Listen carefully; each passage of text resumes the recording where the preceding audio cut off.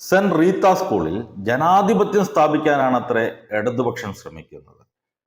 കഴിഞ്ഞ ദിവസം ഞാൻ ചെയ്ത ഒരു വീഡിയോയുടെ അടിയിൽ എൻ്റെ പ്രിയപ്പെട്ട സുഹൃത്ത് എഴുതിയ കമന്റിനെ കുറിച്ചുള്ള ചിന്തകളാണ് കേട്ടോ ഈ വീഡിയോ. ഇതൊരിക്കലും അദ്ദേഹത്തെ സ്പോട്ടിൽ നിർത്താനോ വ്യക്തിപരമായി ആക്രമിക്കാനോ അല്ല ഞാനിവിടെ ശ്രമിക്കുന്നത്. ഇദ്ദേഹം എൻ്റെ വളരെ അടുത്ത പ്രിയപ്പെട്ട ഒരു ബാല്യകാല സുഹൃത്താണ്. പലപ്പോഴും വളരെ ആഴമേറിയ ചിന്തകളാണ് ഇദ്ദേഹം പങ്കുവെക്കാറുള്ളത്. അതുകൊണ്ട് തന്നെ I love him and respect him a lot. പക്ഷെ ഇവിടെ ഞാൻ ശ്രമിക്കുന്നത് ഇദ്ദേഹത്തിൻ്റെ ചില ചിന്തകളിലും ഇദ്ദേഹം പിന്തുടരുന്ന കമ്മ്യൂണിസ്റ്റ് പ്രത്യയശാസ്ത്രത്തിലുമുള്ള പോരായ്മകളെക്കുറിച്ചുള്ള സംവാദം മാത്രമാണ്. ഇനി അദ്ദേഹം എന്താണ് പറഞ്ഞത് എന്ന് നോക്കാം.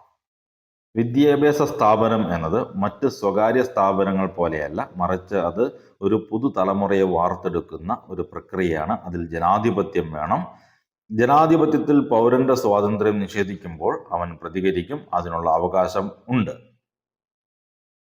പക്ഷേ ജനാധിപത്യം എന്ന കാഴ്ചപ്പാടുമായി ഒരു രീതിയിലും ചേർന്നു പോകാത്ത പ്രത്യയശാസ്ത്രമാണ് കമ്മ്യൂണിസം.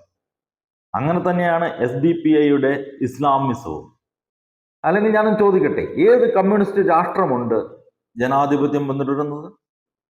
SDPIയുടെ ഇസ്ലാമിസ്റ്റ് കാഴ്ചപ്പാടുകൾ പിന്തുടരുന്ന ഏത് രാജ്യമുണ്ട് ജനാധിപത്യത്തെ പിന്തുണയ്ക്കുന്നത്?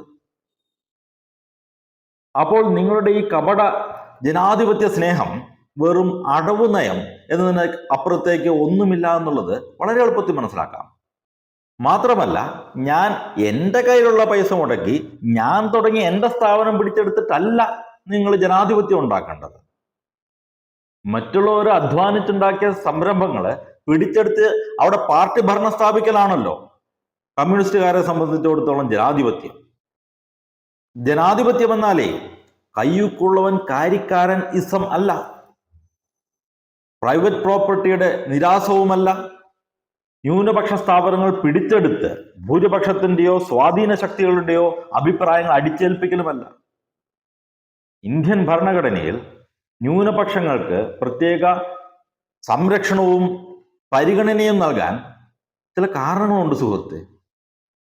മറ്റൊന്നുകൂടി ചോദിക്കട്ടെ, പൊന്നൊരുക്കുന്നിടത്ത് പൂച്ചയ്ക്ക് എന്ത് കാര്യം? സ്കൂളിൽ ഭരണത്തിന് യാതൊരു പങ്കുമില്ലാത്ത SDPIക്ക് അവിടെ എന്ത് കാര്യം? ജനാധിപത്യം ഉണ്ടാക്കാൻ വേണ്ടിയിട്ടാണ് SDPI തീവ്രവാദികൾ അവിടെ ഇരച്ചു കയറി ഭീകരാന്തരീക്ഷം സൃഷ്ടിച്ചതെന്ന് പറഞ്ഞാൽ വിശ്വസിക്കാൻ ഒരൽപ്പം ബുദ്ധിമുട്ടുണ്ട്.